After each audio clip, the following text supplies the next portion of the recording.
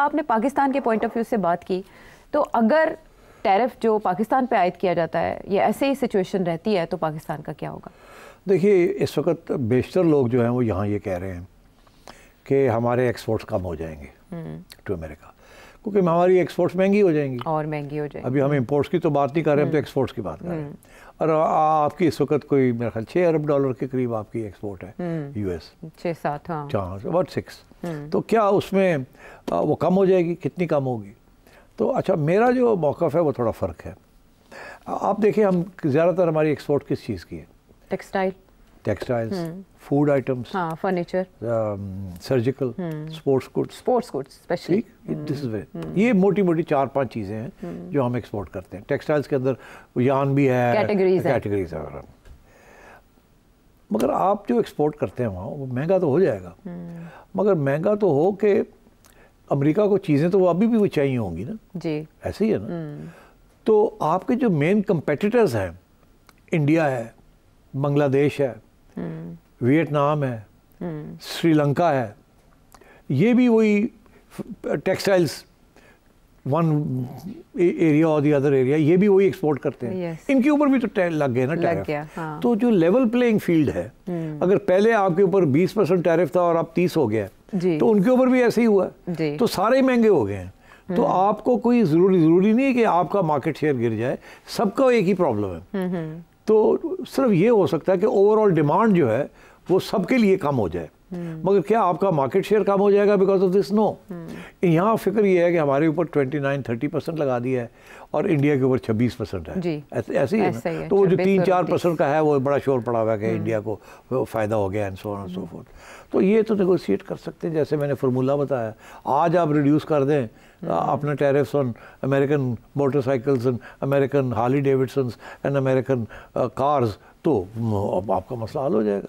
तो मैं ये समझता हूँ कोई ख़ास फ़र्क पाकिस्तान को नहीं पड़ेगा in terms of market share of items in export to America. Of course अगर अमेरिका के अंदर परचेजिंग पावर कम हो जाती है, क्योंकि वहाँ हर चीज़ 25% महंगी हो जाएगी, तो फिर उसके बाद फिर ज़ाहिर डिमांड कम हो जाएगी, तो फिर तो ज़ाहिर सबको फ़र्क पड़ेगा। मगर I don't think we need to worry too much. I think इस पर काफ़ी अब लचक आएगी आगे, आप देखिएगा पॉलिसी में। आई थिंक अमेरिकन पॉलिसी में भी लचक आएगा उधर, बिकॉज बड़ी जल्दी वहाँ एहसास होना शुरू हो जाएगा कि it's better to negotiate and से कि देखें हमने कम करवा लिया, instead of getting into this tariff war. Offers भी हो सकता है दी जाए। WTO का इसमें किरदार कहाँ रहेगा? WTO बेचारा टूथलेस है, वो सिर्फ WTO बनाया गया था हम जैसे मुल्कों के लिए, उनको प्रेशर डालने के लिए कि आप टैरिफ लो रखें ताकि यूरोपियन और अमेरिकन और जापानीज़ गुड्स आसानी से बिक सकें यहाँ। इसीलिए तो उनकी ट्रेड सरप्लसेस हैं और हमारे ट्रेड नेगेटिविटी है। तो मगर WTO कुछ नहीं कर सकता। अच्छा, चाइना की तरफ से टैरिफ्स के जवाबी टैरिफ्स आयद करने के अलावा कुछ कंपनीज़ को, अमेरिकन कंपनीज़ को अनरिलायबल एंटिटीज़ भी करार दिया गया है।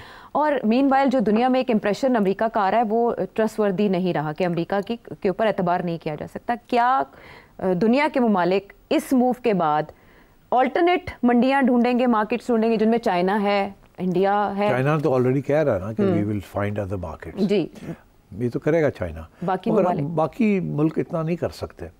जैसे जब कैपेसिटी उनकी गिरेगी, it will not be easy for them to find markets, because उनको American market is a rich market. कितनी दुनिया की मार्केट्स हैं जो रिच?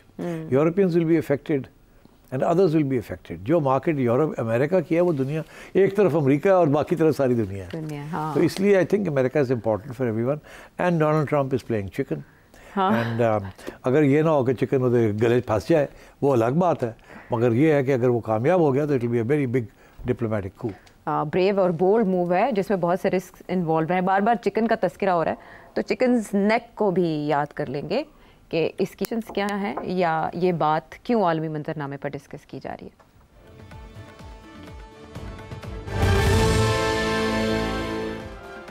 शो में साथ देने का शुक्रिया। बांग्लादेश के मामलात, हसीना वाजिद साहिबा की रुखसती के बाद से काफ़ी चेंजेस आ रही हैं उसमें पॉलिसी में। अभी चाइना का 4 दिन का विज़िट था डॉक्टर मोहम्मद यूनुस साहब का, जो वहाँ के एडवाइज़र हैं, चीफ़ एडवाइज़र ऑफ गवर्नमेंट।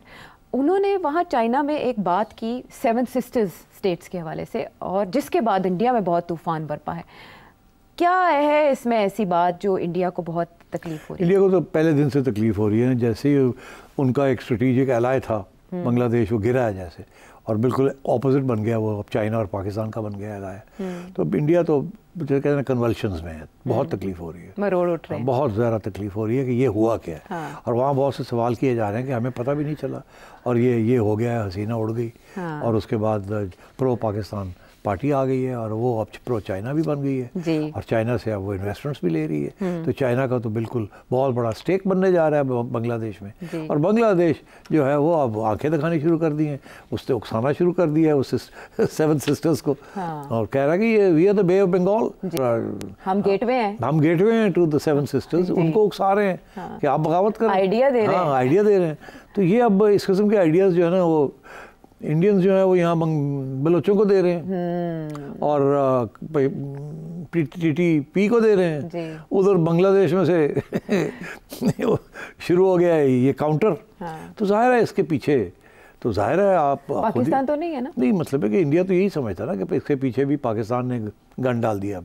तो अब बात यह है कि बांग्लादेश ने भी तो नए एलाइज लेने हैं ना, और बांग्लादेश में जो माहौल बना हुआ है वो भी एंटी इंडिया बन गया ना। ये नहीं है कि यूनुस जो है ये कर रहा है खुद, वो देख रहा है कि सारा बांग्लादेश की नई जनरेशन जो है they hate Indian hegemony. India ने भी वही फजूल हरकत की है जो इस किस्म की हरकत पाकिस्तान ने की थी। पाकिस्तान ने अफगानिस्तान के अंदर पाकिस्तानी हेजेमनी क्रिएट करने की कोशिश की कि ये हमारी पपेट रेजिम, हमारा ये इलाका है। उससे रिवोल्ट हो गए वहाँ सारे नेशनलिस्ट रिवोल्ट की, ये होते कौन है, we are a proud nation country, हमने तो अंग्रेज़ों को नहीं माना, ये कौन होते हैं, पंजाबी आ गए। इसी तरीके के साथ वहाँ भी ये हुआ कि इंडियंस इतनी हर चीज़ पे चले गए वहाँ कि वहाँ भी रेजिस्टेंस शुरू होगी कि ये, और फिर ये रिसर्जेंस ऑफ इस्लाम भी है। Jamaat Islami is a very powerful force in Bangladesh, और अभी भी वहाँ क्रैकडाउन बहुत किया था हसीना ने, और उसके बावजूद फांसियाँ दी थी। उसके बावजूद इस वक्त one of the most important forces in Bangladesh is Jamaat Islami, and Jamaat Islami is pro Pakistan. तो पाकिस्तान का तो इन्फ्लुएंस वापस आ गया वहाँ। तो इसलिए इंडिया की तो बड़ी तकलीफ हो रही है। और अब ये जो चाइना के साथ बांग्लादेश का हुआ है, ये तो इसके साथ तो जो है ना फुल सर्कल ही हो गया। हाँ। कि इधर पाकिस्तान है, उधर चाइना, और बीच में बांग्लादेश, और बांग्लादेश जो है खेलना शुरू कर दिया उसने। हाँ। तो India is very upset and rightly so. मगर ये होता है जब आप गेम्स खेलते हैं ना नेबरहुड में, तो किसी वक्त भी टेबल्स टर्न हो जाते हैं, एंड देन सब काम ख़राब हो जाता है। इंडिया के लिए बहुत बड़ी डिफीट है ये। इंडिया ने इस किस्म की डिफीट पहले एक जगह पे हुई है उनको, वो श्रीलंका में हुई है। श्रीलंका में भी इंडिया की बहुत बड़ी इन्वॉल्वमेंट थी। वहाँ की सिविल वॉर जो हुई उसमें भी इंडिया की इन्वॉल्वमेंट थी, जिसकी वजह से रिएक्शन में राजीव गांधी मारा गया। रिएक्शन था ना from the Tamil side.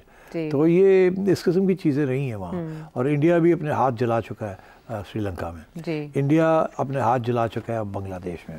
India जो 7 सिस्टर्स हैं वहाँ भी इस किस्म की पॉलिसीज़ चल रही हैं, इंक्लूडिंग इन नेपाल। इंडिया जो है is not the big brother any more. ये बिग ब्रदर अप्रोच जो होती है ना, वो कहीं ना कहीं फेल हो जाती है।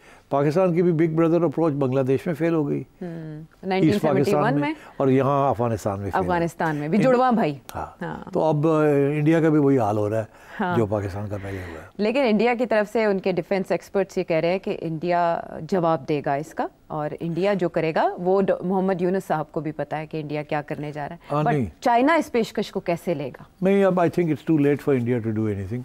इंडिया जो भी कोशिश करेगा नहीं कामयाब होगा।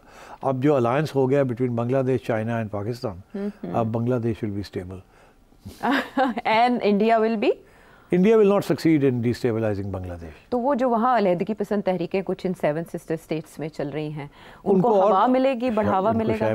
तो वो ईस्ट पाकिस्तान के एपिसोड जिस तरह इंडिया ने उसमें किरदार अदा किया। India is a very powerful state, और बड़ी रूथलेस स्टेट है। आपने देखा उन्होंने कितनी रियलिज्म के साथ रूथलेसनेस शो की है कश्मीर में। तो they will do whatever is possible. और वो तो कानून रातों रात कानून चेंज कर देते हैं, इतनी रिप्रेसिव कानून ले आते हैं कि यू कांट इमेजिन। और क्रैकडाउन जो करते हैं इट्स ब्रूटल। यहाँ ह्यूमन राइट्स नहीं चलता। जो बंदा ह्यूमन राइट्स की बात करता है इंडिया में वो भी डिसअपेयर हो जाता है। मगर क्योंकि इंडिया का इतना रोमांस है विद द वेस्ट, तो उनकी तनकीद नहीं होती उस तरीके के साथ। That's the reason. और वो अपनी जो प्रोपेगेंडा उनका as the biggest democracy in the world, वो अभी तक चलता है। यू सी, वहाँ ये हाइब्रिड रजीम और मिलिट्री इंटरवेंशन की बात नहीं होती, जिसकी वजह से उनको बेनिफिट ऑफ द डाउट मिल जाता है।